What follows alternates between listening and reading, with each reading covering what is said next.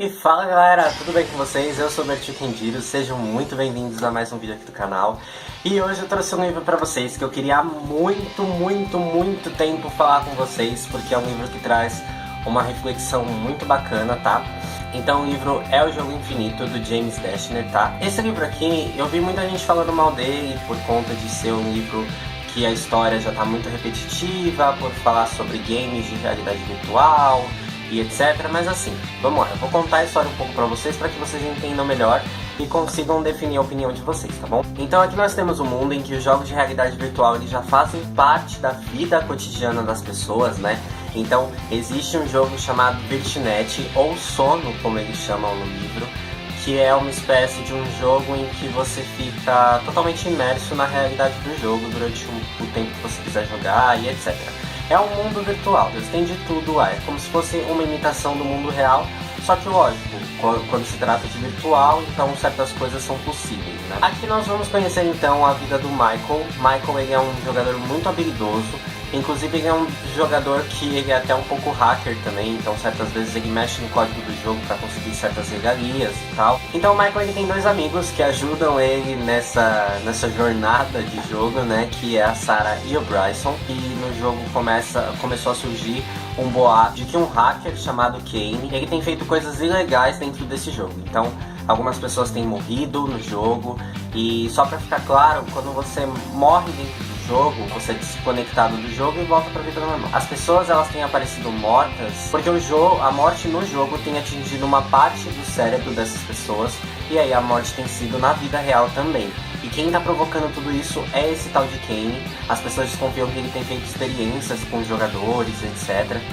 E bom, até então a vida do Michael e dos amigos dele seguia normalmente. Uma organização chamada SSD, que foi traduzido como Serviço de Segurança Virtual, que é justamente o que cuida do jogo, eles intimam o Michael a ter uma conversa com eles. E eles sabem de tudo que o Michael tem feito, eles sabem do nível de hacker que ele tem, o nível de habilidade que ele tem, e eles convocam o Michael justamente pro Michael tentar ajudar eles a pegar o Kane e etc. Todas as pessoas envolvidas, né, com eles acabam dizendo que eles têm que seguir para uma tal de Ravina Consagrada, só que até chegar lá eles vão passar por vários desafios. E nesse meio, nessa jornada, o Michael ele começa a descobrir algumas coisas dentro dele que ele não sabia que ele tinha. E apesar de ser muito habilidoso, algumas coisas começam a ficar meio estranhas, né? Então você começa a perceber que na vida real do Michael, por exemplo, tem um capítulo do livro que fala que ele ficou praticamente 2 semanas sem lembrar de quem eram os pais dele, por conta da imersão no jogo. E ele tem uma empregada também. Essa empregada ela aparece muito no começo, mas depois de um tempo ela não aparece mais. E a gente só vai descobrir o que realmente aconteceu com ela no fim do livro. E o que eu posso dizer eu não posso contar muita coisa, senão eu vou acabar contando a história pra vocês. Mas o que eu posso dizer pra vocês é que assim, sendo escrita do James Dashner, obviamente vão acontecer mortes, vão acontecer surpresas. O mocinho que você pensa que é mocinho, às vezes pode não ser tão mocinho assim. Então, esse livro me surpreendeu bastante. Me surpreendeu muito. E eu ainda não peguei o segundo livro pra ler, mais por falta de tempo mesmo, né? Porque eu já tô com muitas leituras atrasadas. Mas já tenho o segundo e o terceiro livro lançados, tá? Eu vou deixar a capinha deles aparecendo aqui pra vocês saberem quais são. Prestem muita atenção em todos os detalhes da história quando vocês estiverem lendo, porque o James Dashner ele utiliza meio que um método igual o George Martin, né? Que escreveu As Crônicas de Gelo e Fogo. Então às vezes ele coloca elementos em alguns capítulos que você olha assim, você passa por cima e você nem percebe.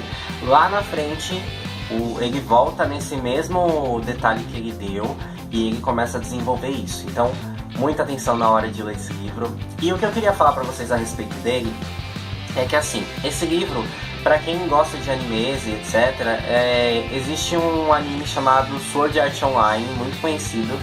E o livro, ele é bem naquela pegada de Sword Art Online mesmo, que no anime eles têm um jogo, um lançamento mundial de um jogo de realidade virtual.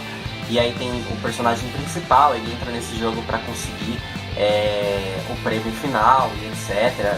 Ele descobre no primeiro dia que ele ficou preso lá dentro. Nenhum dos jogadores que entrou consegue sair. E existe um vilão tal que dá pra eles um desafio, enfim. Aqui a história segue mais ou menos o mesmo estilo, assim, sabe? Inclusive, lendo o livro, parecia mais que era uma série. Assim, não parecia que era um livro, parecia que era uma série, porque os acontecimentos vão acontecendo muito rápido mesmo. São coisas que vêm assim muito simultaneamente, e se você não prestar atenção, você se perde. Outro paralelo que esse livro faz é com Matrix. Sabe aquele filme lá de 2000, de 1900 e bolinha e tal? Bem antigo. É uma trilogia de filmes que fala de uma realidade em que os robôs dominaram o planeta, e eles estão utilizando as mentes humanas como fonte principal de energia para eles. E agora só existem as máquinas. E para que as máquinas sobrevivam, elas utilizam a energia dos seres humanos para conseguir ter uma vida longa. Os humanos, eles, além de serem usados como fonte de energia, eles são usados como um programa de computador. Então todas as pessoas, elas vivem uma vida falsa, elas vivem uma vida dentro da mente delas.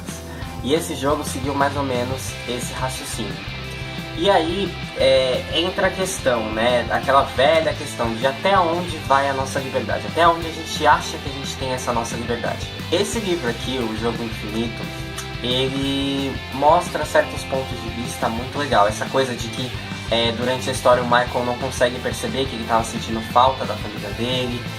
Ele não consegue perceber que parece que a empregada dele tinha tido um parente que ficou doente. Ele não consegue lembrar direito o que aconteceu. Ele só lembra que a empregada falou alguma coisa com ele e ele não lembra direito o que era. É lógico que no fim do livro tem uma explicação para isso. Mas fazendo um paralelo, entra aquela questão, né, que eu falei, inclusive em um vídeo bem antigo aqui do canal, o Doador de Memórias. Às vezes a gente acha que a gente está fazendo a coisa certa e pode ser que a gente não esteja fazendo a coisa certa, né? E esse livro aqui mostrou muitos pontos de vista bacanas, sabe? Então é um livro que eu recomendo pra vocês por conta disso. Essa foi a minha resenha do Jogo Infinito. Eu espero que vocês tenham gostado. Se você gostou, não esquece de deixar o joinha aqui embaixo. Compartilhem os vídeos com os amigos. Comentem aqui embaixo pra mim, principalmente se você já leu esse livro. Eu quero saber o que você achou, o que você espera pro segundo livro, caso você não tenha lido, né? E é isso. Hoje eu fico por aqui. Um beijo na bunda de vocês e até o próximo vídeo. Fui!